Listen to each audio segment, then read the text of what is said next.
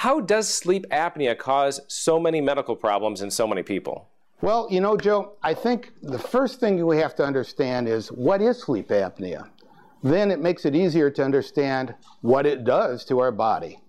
Knowing what happens with sleep apnea gives us an easy view into how it can be related to so many very serious and terrible maladies. And it gives us an insight into how to stop many of those problems from happening in the first place, before they even initiate. It's important for everyone hearing this information to know that if you have this sleep issue, you can get it under control. You can add years to your life and vibrant life to those extra years. The most common type of obstructive sleep apnea is obstructive sleep apnea. There is central, there is mixed, but the most common is sleep apnea that is obstructive. As we fall asleep and relax, the muscles in our mouth and our throat relax. That's good.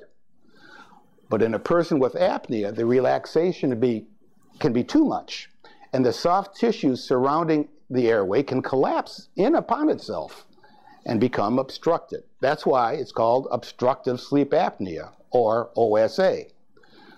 Basically, it's similar to going out in the yard on a summer day and trying to move the sprinkler without getting wet.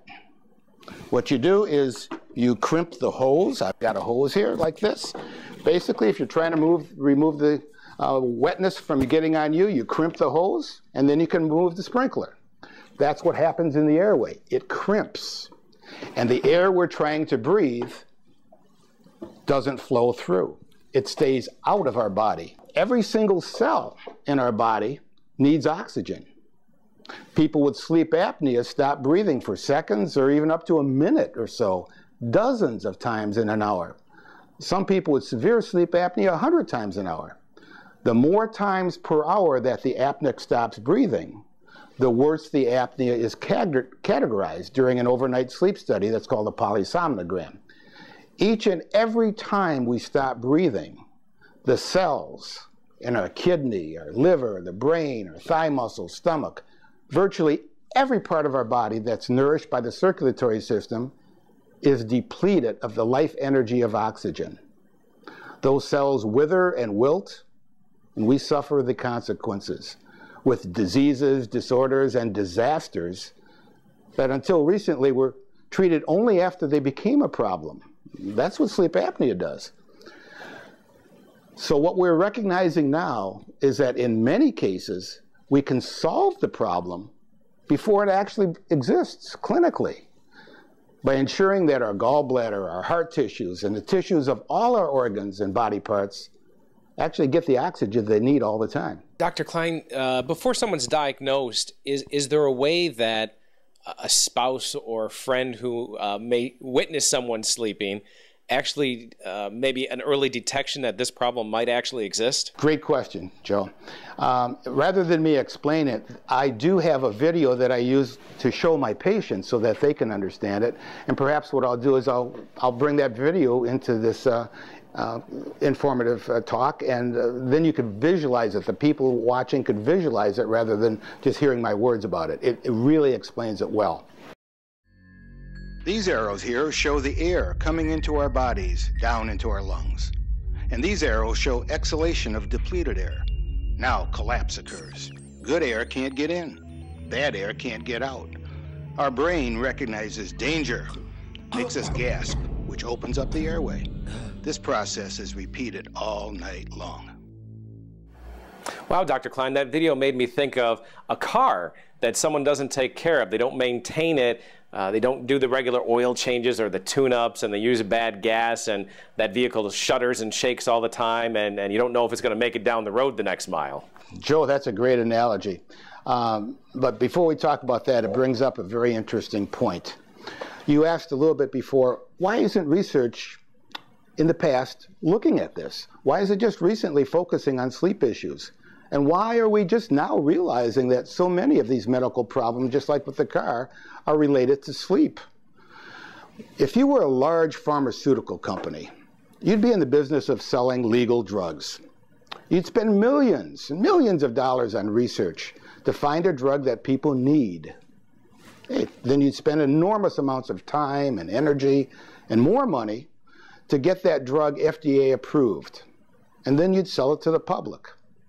A pill does not control sleep apnea. So simply, there's no financial reason for the pharmaceutical industry to investigate it, to get involved with it. So why is medicine so interested all of a sudden?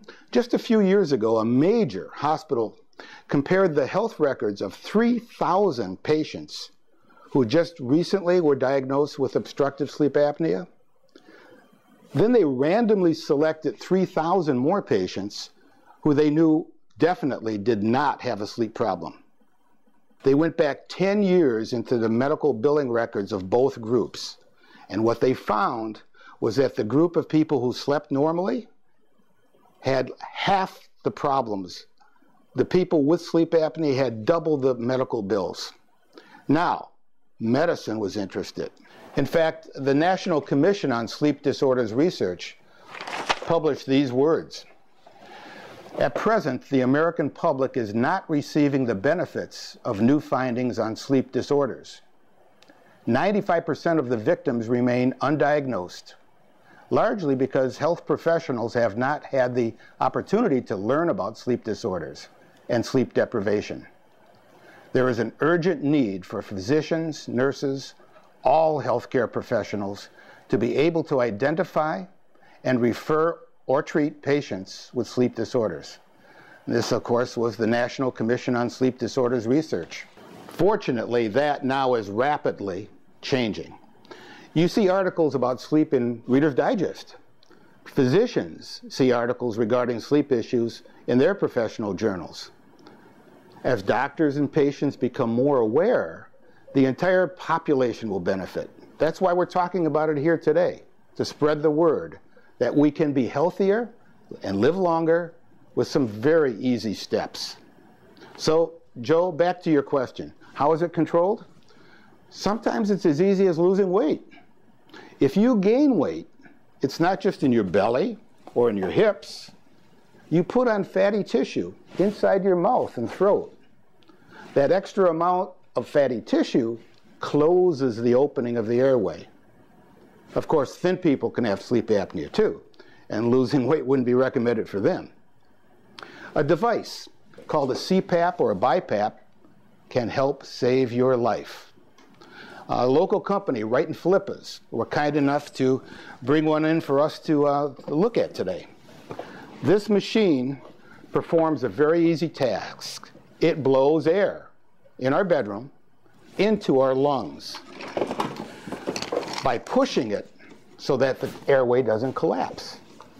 It's similar to a pair of thunder sticks. Have you ever been to a Pistons game during the playoffs? They have those two long, almost balloon-like, you bang them together, it makes a lot of noise, it makes excitement.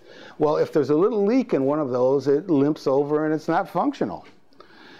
If you continue to blow air into it, it gets functional again. This mask blows air into our nose and mouth, and it keeps it functioning so that the oxygen we need can get to where we need it, all over, all through our body. Remember, always ask your doctor so we can maintain a healthy community. I'm Joe Sturza. Thanks for watching Ask the Doctor.